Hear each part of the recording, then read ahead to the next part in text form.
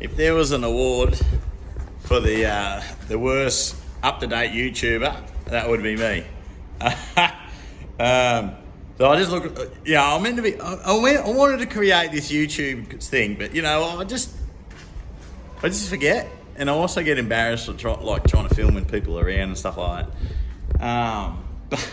But so anyway, so I just made this selfie stick because I can't stand.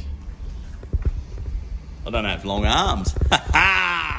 That'll do. Anyway, so I just look back at a couple of videos. What we were doing at the time, we were changing the fuel system in the old Scratchn for Traction, getting ready for Summernats down in Wagga Wagga. Now, unfortunately, that event got rained out, so they cancelled the event and gave me opportunity to fine tune some things anyway. But what we did do, I on-sold that ticket, so I got my money back, and I was already entered into another comp as well called Skids for Santa up here in Cairns. So Wagga Wagga actually moved their dates to the same weekend, so it clashed. So I couldn't go to Summernats at all. But I dual entered, so I got my money back, and so I dual entered basically, which I could do, you know, 2 comps worth of skids in one night. Yay! Well, I'll run it down for you. We're still alive. We're still alive. Now, you got to remember, I know nothing about tuning or anything like that. I am self-taught in every single way with everything that I'm doing with this car. So I look back on the videos. So we had to rebuild the gearbox. That was done, right? I rebuilt the fuel system. That was done. I turned the car to E85 and tuned it myself, basically. That was done. And you know what? It's a bit hard to see. Over there, mate, she chewed out 6 sets of tyres. Bang, bang, bang, bang, bang, all night. So in 5 hours in a heat wave. So the E85 definitely assisted, and we did it. We got there. The gearbox held up, every single gear. Although in the very, very last skid, I couldn't get top gear, and there's actually a melted gear shift cable, which is I've had a couple of those now. I've got to sort that out. It's right at the very, very end, right at the shifter linkage where the extractor is that far off it. So I've got to sort that out. Got a heat shield there and sleeving and stuff like that. But you know what? So we're getting ready for Summernats. I know I should have been, you know, doing things, but I literally haven't done anything to this car since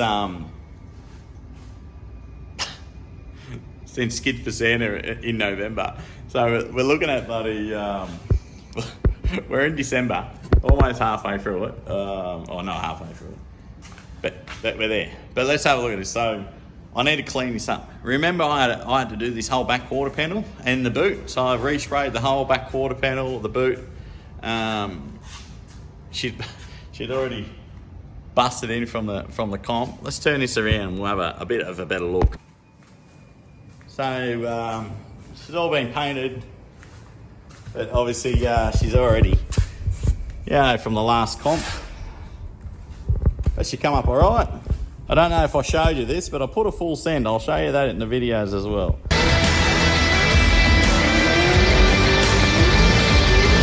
But the fuel system worked. Still got to get all the rubber off, all the tyres. We'll do a bit of a walk around. And what we notice, manifold's off. Oh.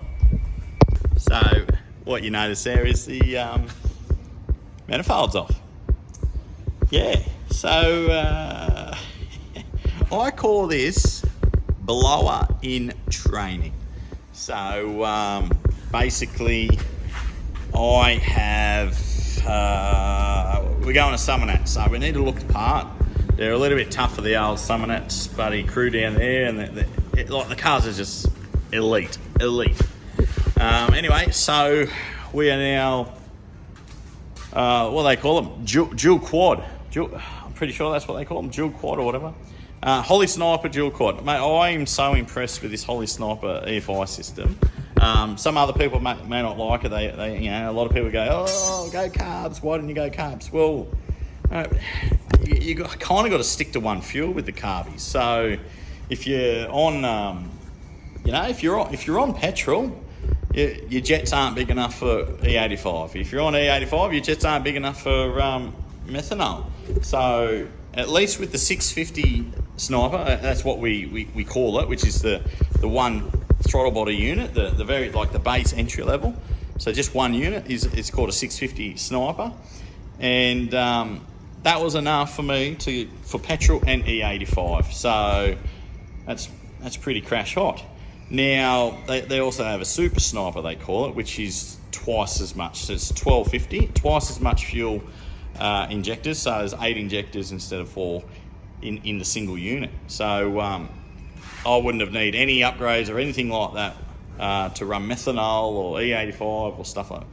But we want to look cool, so this is where we're at. You know, I'll sit it on the engine and see what she looks like. Hey, what do you reckon? Yeah, would you look at that, eh? Hoo, hoo, hoo. So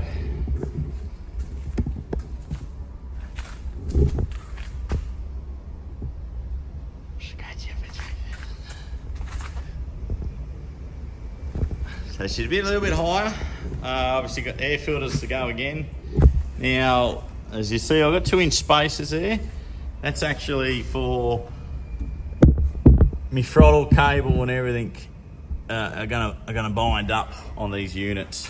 So on the conventional carby setups, I think a lot of people they're turned sideways and they've got another linkaging setup type, whatever it is. But anyway, this is the way I'm doing it. I've raised them a little bit higher. There's nothing wrong with a bit of height, you know. It's blower training, you know what I mean? Like having a blower out of your bonnet, getting, you know, being used to not being able to see past that. But so basically, I'm just waiting on some parts. Unfortunately, haven't arrived yet. But this is the great thing about this unit, is that it's plug and play.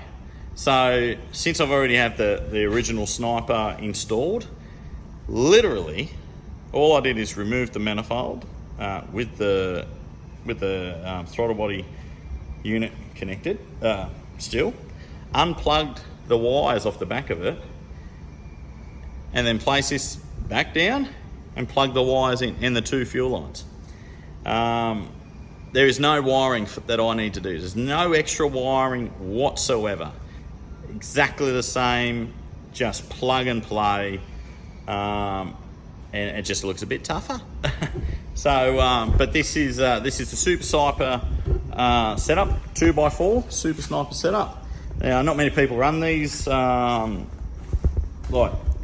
they do, but people just don't talk about it, I guess. Yeah, so I've had to do some modifications here to make this work in a way.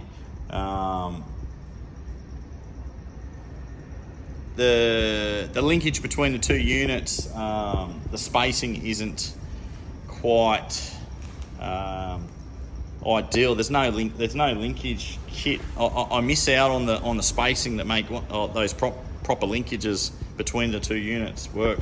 So I just welded a bar there to make it work at the moment.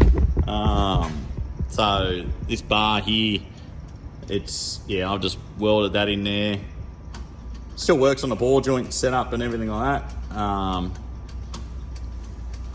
But there's no adjustments, so I couldn't get a rod that's in the adjustments that I needed.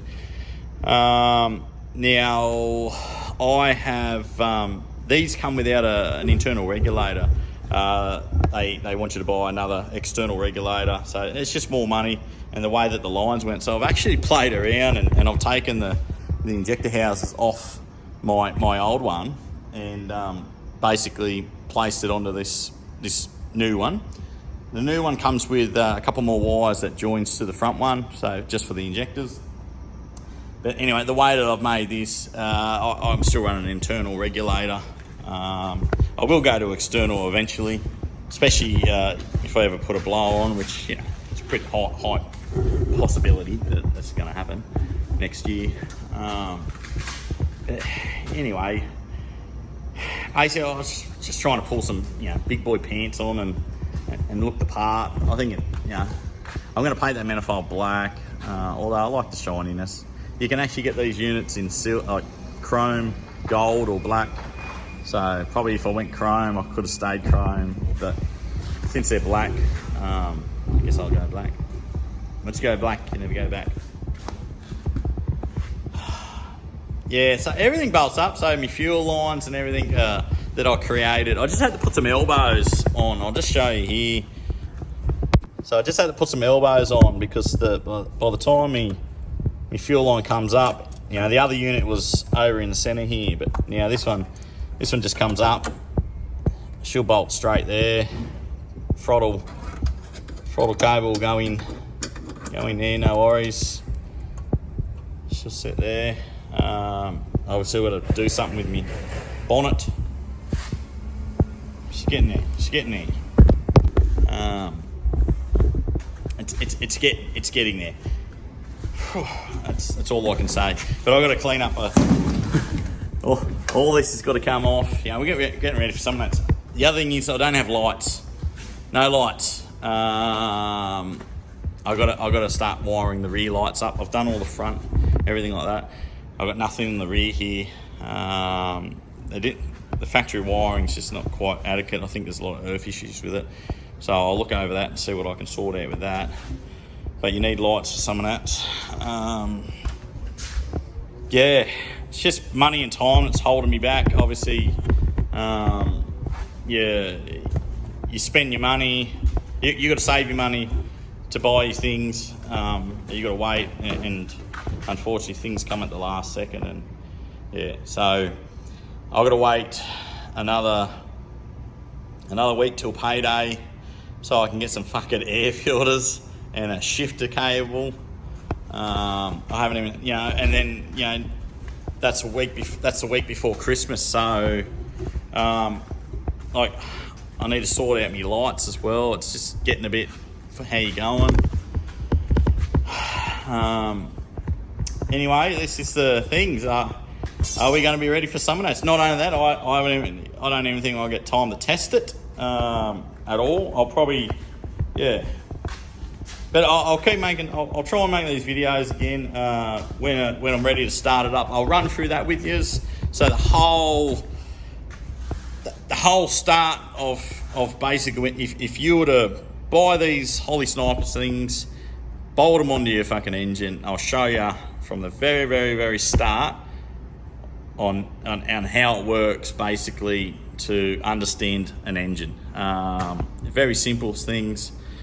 And we'll see how it works, because, you know, I've got E85 running straight through it, so it doesn't know its engine that it's bolted to at this moment. It doesn't know what fuel it's bolted to. It doesn't know what timing that it needs to contend with. Yeah, so basically we've got an O2 sensor that's there. We've got a coolant sensor that's there. We've got power. But I'm going to show you all that in the next video after I get the bits and pieces that I need, and we'll go from there. But anyway, I'll try and make these videos for you, and then we get to go to Summernats.